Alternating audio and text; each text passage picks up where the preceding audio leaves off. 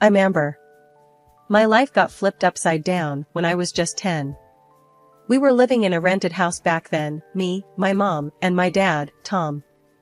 Dreams of a home we could call our own were often dinner table talk, but that was before everything went south. Then, it happened. My mom passed away. It was like our family's heart got ripped out, but it seemed like Dad's heart healed way too fast. Enter Sarah, the new woman in Dad's life. She moved in, bringing a storm with her. From day one, Sarah made it clear I wasn't part of her plan. "Dad, why does Sarah always mess with my stuff?" I asked one evening, trying to keep my voice steady. My clothes had been accidentally bleached, and my favorite dishes seemed to taste way too salty lately. "Amber, you gotta stop this nonsense." Dad's voice was harsh, a tone I wasn't used to before Sarah came into the picture. "Sarah's trying her best. You're imagining things." "But I'm not." I protested, but Dad's look told me to drop it. It was the same every time. My words against hers, and hers were the only ones he seemed to hear. Sarah had this way about her, making it look like she was the victim, always. "I don't know what you're talking about, Amber. Maybe you're just not used to someone else being in the house," she'd say with a fake concern that didn't fool me. But it sure fooled Dad. "I'm telling you, she's doing it on purpose." I'd cry out, but Dad wouldn't have any of it. "Enough, Amber. I won't hear another bad word against Sarah. You understand? You're the one causing trouble here. Keep it up, and there'll be consequences." He'd snap back, his patience with me wearing thin. It was like talking to a brick wall, only the brick wall used to tuck me in at night and read me stories. Things got so bad I thought about talking to Grandma about it, but I chickened out. She loved Dad so much, and telling her how he was acting now, how he was choosing Sarah over me, it'd break her heart. So, I kept it all inside, hoping maybe it'd get better, that Dad would see through Sarah's act. But it never happened. Sarah's little accidents became my daily dread. Clothes ruined, food spoiled, and the smallest of my complaints turned into World War III at home. "Dad, my jeans are ruined, look." I showed him one day, holding up a pair of jeans that looked like they'd had a one-on-one with a bottle of bleach. "Looks like you're not taking care of your things, Amber. Maybe if you were more responsible, these things wouldn't happen." Dad dismissed it like it was nothing, Sarah smirking over his shoulder. It was a losing battle, talking to him. My words bounced off him like they were nothing. It hurt, you know? Realizing that the superhero Dad I grew up admiring was now firmly on the villain's side. My complaints, my feelings, they meant nothing to him anymore. Sarah had twisted our world around her finger, and I was the only one who seemed to see it. That's how it began, the story of my shattered family. A tale of loss, not just of my mom, but of the father I thought I knew. It's a story I never thought I'd have to tell, but here we are. And trust me, it's only the beginning. Living with Dad and Sarah was like being stuck in a never-ending nightmare. From the moment Sarah stepped into our lives, things took a turn for the worse. But it wasn't just the constant belittling and sabotage that got to me, it was Dad's blind loyalty to her, no matter what. I learned pretty quickly that complaining to Dad was about as useful as talking to a brick wall. Every time I brought up Sarah's antics, he'd brush it off like it was nothing, or worse, accuse me of making things up. "Stop trying to cause trouble, Amber," he'd snap, his voice like ice. So, I learned to keep my mouth shut and bear the brunt of Sarah's cruelty alone. But it wasn't easy, not when every day felt like a battle just to survive in my own home. The only reprieve came when Grandma came to visit. She lived in another city, so her visits were rare, but cherished. Whenever she was around, Sarah turned into a whole different person. Suddenly, she was all smiles, cooking up a storm and dressing me in the fanciest clothes, like I was some kind of princess. It made my stomach churn, seeing her act all sweet when I knew the truth. "Isn't Sarah just the sweetest thing?" Grandma would coo, her eyes sparkling with affection. I'd force a smile, nodding along even though I felt sick to my stomach. "Yeah, she's something all right," I'd mumble, trying to ignore the knot of resentment building in my chest. But behind Grandma's back, Sarah was a whole different story. She'd go from sugar sweet to ice cold in the blink of an eye, her words like daggers aimed straight at my heart. And Dad? He was none the wiser, too blinded by Sarah's charms to see the truth. "Here, Tom, I brought some money for Amber," Grandma would say, handing Dad an envelope stuffed with cash. But guess who never saw a penny of it? That's right, yours truly. Dad and Sarah would pocket the money faster than you could say greedy, spending it on themselves, while I scraped by with whatever scraps they threw my way. And Sarah's cruelty only got worse with time. When Dad wasn't looking, she'd lay into me, leaving bruises hidden under long sleeves and forced smiles. I became an expert at covering up the evidence, hiding the marks with clothes and makeup like it was second nature. "Why do you always wear long sleeves, Amber?" Dad asked one day, eyeing me suspiciously over the breakfast table. "Just like the look, Dad." I lied through my teeth, praying he'd buy it. He grunted in response, turning back to his newspaper without another word. But I could feel the weight of his disappointment like a lead balloon in the pit of my stomach. The days dragged on like a slow-motion train wreck, each one worse than the last. Sarah's cruel jabs and Dad's blind eye left me feeling like I was drowning in a sea of despair. But little did I know, the turning point was lurking just around the corner, ready to shake things up in ways I never imagined. It was a scorching afternoon, the kind where even the air felt heavy with heat. I sat in my desk at school, trying to focus on the lesson while hiding the bruises Sarah had left on my arms. But Mrs. Thompson wasn't one to let things slide. "Amber, why are you wearing long sleeves in this heat?" she asked, her brow furrowed with concern. I shifted uncomfortably in my seat, scrambling for an excuse. I got cold last night," I mumbled, hoping she wouldn't press the issue. But Mrs. Thompson wasn't buying it, not for a second. "Amber, I can see the bruises. You can't keep covering for whoever's hurting you. You need to speak up." My heart hammered in my chest as I searched for a response. But before I could say anything, Mrs. Thompson was already picking up the phone, dialing Dad's number with a determined look in her eye. The tension in the room was palpable as Mrs. Thompson explained the situation to Dad, her voice firm and unwavering. I held my breath, waiting for his reaction. And then, like a whirlwind, Dad stormed into the school, his face twisted with anger. "What the hell is going on, Amber?" he demanded, his voice echoing through the hallway. I tried to explain, to make him see the truth, but he wouldn't listen. Instead, he grabbed me roughly by the arm and dragged me out of the school, his grip like a vice. We drove home in silence, the tension thick enough to cut with a knife.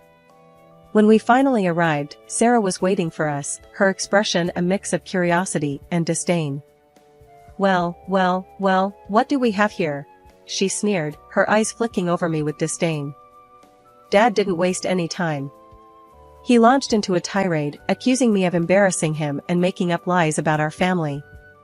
I tried to defend myself, to make him understand, but it was like talking to a brick wall. "You're a disgrace, Amber," he spat, his words like a slap in the face. Alone in my room, tears streaming down my cheeks, I realized something. I couldn't rely on them anymore. I had to stand up for myself, to find the strength to break free from their toxic grasp. After a few hours of me being locked away in my room, Dad came knocking, his tone unusually calm but still laced with a cold sternness. "Amber, we need to talk. Now." I hesitated but knew better than to keep him waiting. Dragging myself out of bed, I found Sarah and Dad sitting at the dining table, their expressions stern and unwelcoming. "Sit down," Dad commanded, pointing to the empty chair opposite them. I obeyed, my heart sinking as I prepared myself for whatever was coming next. Dad cleared his throat, his gaze fixed on me like I was some sort of defendant in court. "Your stepmom and I have been talking. We're sick and tired of your stories and accusations. It's got to stop, Amber." Sarah chimed in, her voice dripping with fake concern. "We only want what's best for you, dear. But spreading lies and trying to tear this family apart is not the way." Dad's voice hardened. "If you keep this up, telling these tall tales about Sarah, There's only one way this is going to end. We'll have no choice but to send you away. To an orphanage. The word hit me like a ton of bricks. Orphanage? Were they serious? My own family sending me away because I was a problem? Think about your behavior, Amber. This is your last warning, Dad added before dismissing me with a wave of his hand. Go to your room. Stunned and defeated, I retreated back to my room, their words echoing in my mind. The threat of being sent away was terrifying, yet it also ignited something in me, a determination not to let them break me, no matter what. The echo of my heart pounding was the only sound filling my ears as I dialed Grandma's number. The phone felt slippery in my sweat-dampened palms, a lifeline in the midst of the storm that had become my life. When she answered, her voice was like a beacon in the darkness. Grandma, it's me, Amber. I stammered out, trying to keep my voice steady. I need your help. What's wrong, dear? Her voice was laced with concern, cutting through the fear that had wrapped itself around me. Through choked sobs, I laid bare the truth of my existence under Dad and Sarah's roof. The hidden bruises, the whispered threats, their plan to discard me like an unwanted toy to an orphanage. Grandma's response was swift and decisive. Stay put, Amber. I'm on my way. Hours later, she was at our door, her presence commanding the room like a storm.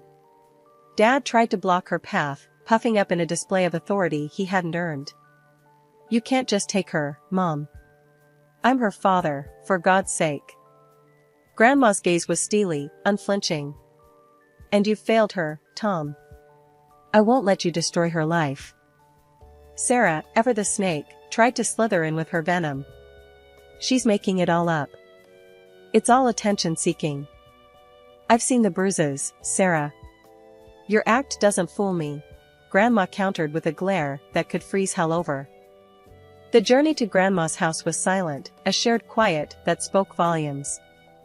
The relief of escaping that house was a balm to my soul, yet fear of what lay ahead gnawed at the edges of my newfound freedom. Grandma's home was a stark contrast to the coldness I had come to associate with family. Warmth enveloped me, not just from the crackling fireplace, but from the love that seemed to permeate every inch of the space. Amber, you're safe here.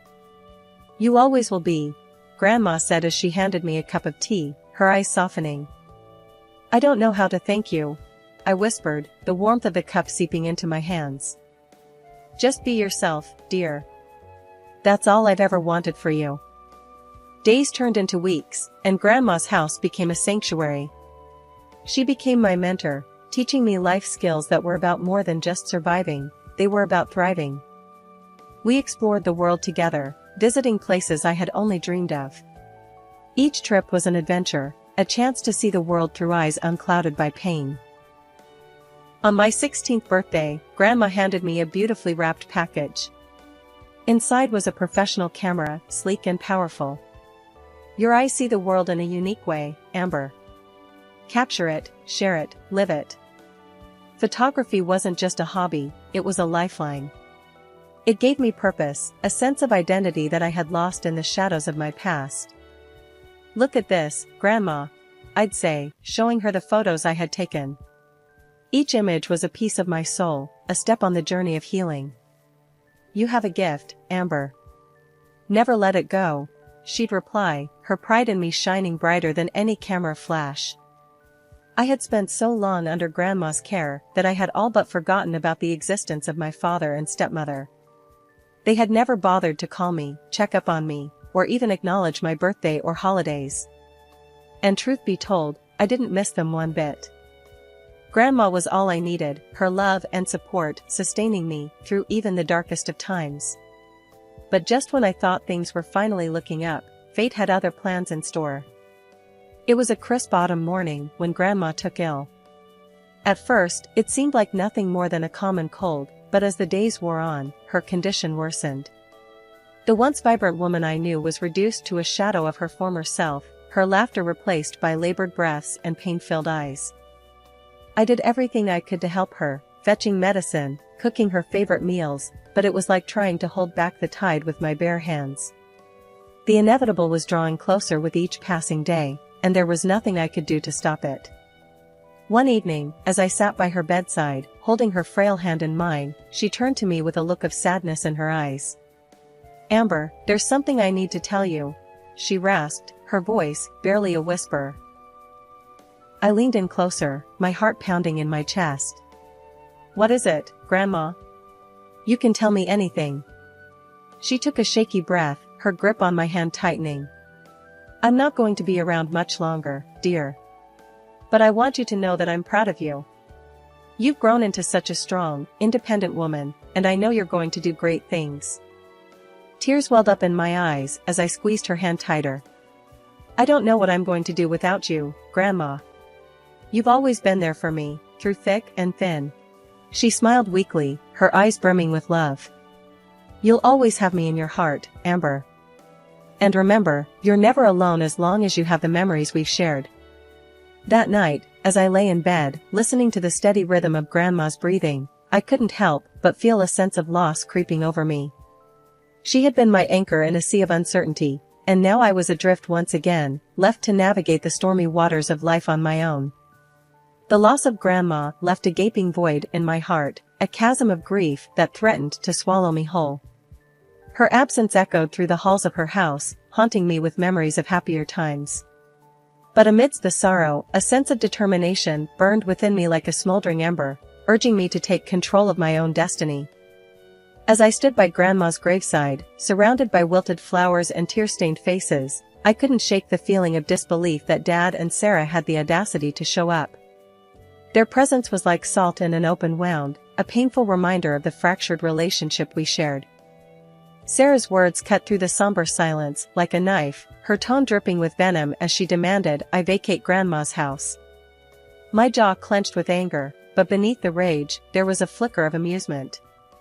Did they really think they could just waltz in and claim what was rightfully mine? A bitter laugh escaped my lips, drawing puzzled glances from Dad and Sarah. "You two really are something else," I said, my voice laced with sarcasm.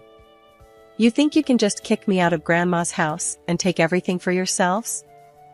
Dad's eyes narrowed, his fists clenching at his sides. "It's not like that, Amber. We just want what's best for you."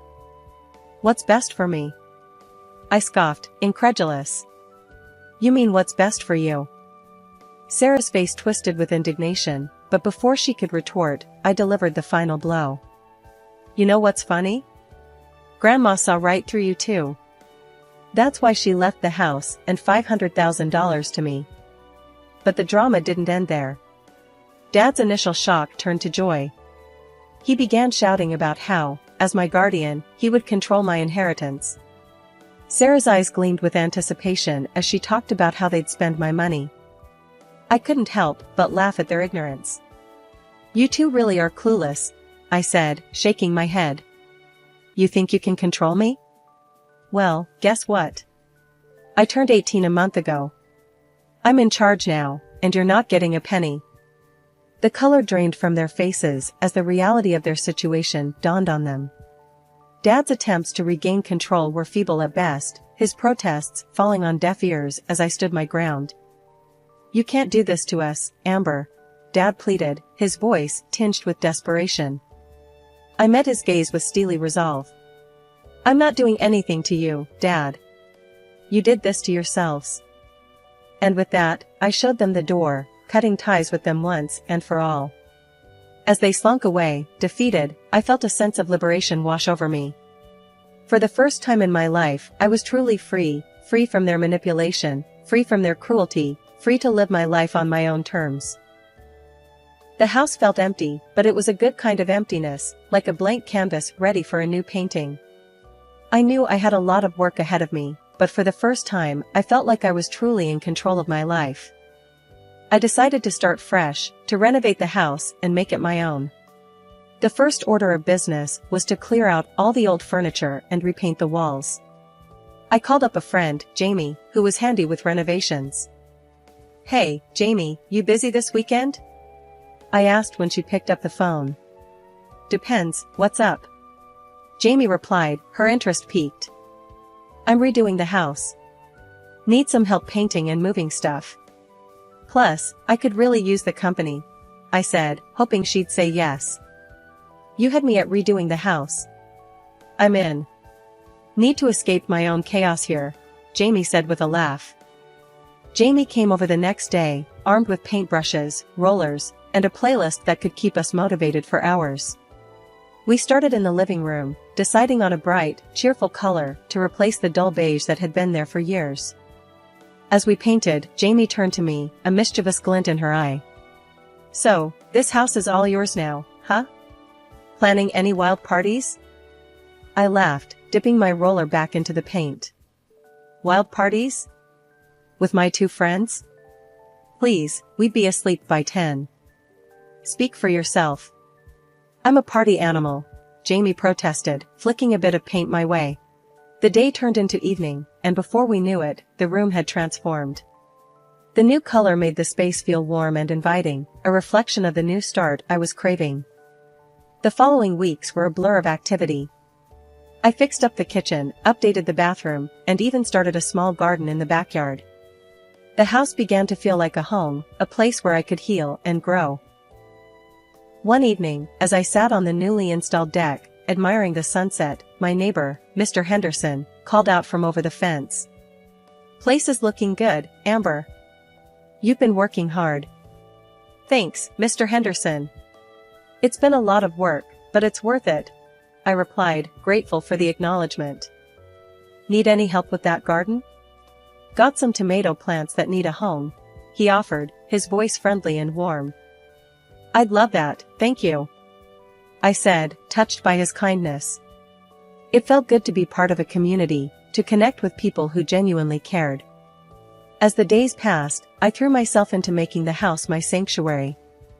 I hung photos of my adventures with Grandma, filled bookshelves with my favorite novels, and turned one of the spare rooms into a photography studio. My passion for photography, sparked by the camera Grandma had given me, had grown into a full-blown hobby. One afternoon, while sorting through some old boxes in the attic, I stumbled upon a collection of Grandma's journals. Curious, I opened one and began to read. Her words were a window into her soul, full of wisdom, love, and a touch of sass. I realized then that, even in her absence, Grandma was still guiding me, still a part of my journey. It's been a whole decade since I've turned the page on what was a pretty rocky chapter of my life. At 28, things are looking up. I'm killing it as a lawyer in one of those high-flying firms, cruising around in a car that's as sleek as they come, surrounded by a squad of mates who are more like family, and yeah, there's this guy I'm seeing. Life in Grandma's old place has been nothing short of a blessing. Then, out of nowhere, my dad rings up. Haven't heard a peep from him in 10 years, and suddenly, here he is, popping up like a bad penny. Hey, Amber, it's me. He starts, his voice all shaky. I need your help. I'm like, who is this again, knowing full well who's on the other end. It's your dad. Listen, me and Sarah, we're in deep. Debt's up to our eyeballs. I wouldn't ask if it wasn't serious. I need money, kiddo. I couldn't help but laugh, the sound bitter even to my own ears. My dad, you say? Funny, I don't recall having a father. Especially not one who'd dump his kid and then show up a decade later with his hand out. He tries to cut in, but I'm not having any of it. No, you listen. You remember how you and your wife treated me? Threw me out like I was nothing when Grandma passed? You made your bed. Now, you get to lie in it. There's a desperate edge to his voice now. Please, I'm begging you. We got nowhere else to turn. That hit a nerve, not gonna lie. For a split second, I almost felt sorry for him. Almost. But then I remembered all the nights I spent in that house, feeling like an outsider. The memory of their faces when they found out Grandma left everything to me, not a shred of concern for me, just greed. So, I laid it down for him, clear as day. Not my circus, not my monkeys. You were never there for me when I needed you. Now, you want my help? Forget it. I won't give you a cent. And with that, I hung up, the finality of the click echoing through the silent room. It was harsh, maybe, but so were the lessons I learned growing up.